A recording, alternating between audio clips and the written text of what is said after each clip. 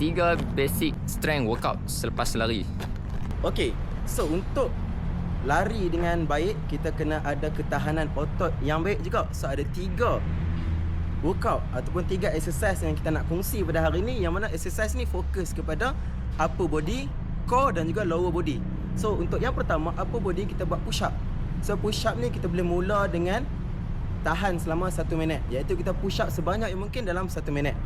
Okey, kemudian yang kedua, iaitu kita fokus kepada core kita. Kita buat plank untuk kuatkan ketahanan perut ataupun kita punya six pack lah orang kata kan.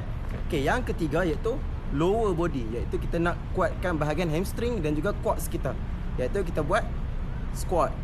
Untuk kuatkan kita punya otot kaki, lutut dan juga paha kita. Okey, so itu sahaja 3 workout yang utama untuk kuatkan ketahanan body kita supaya kita boleh tahan waktu kita lari.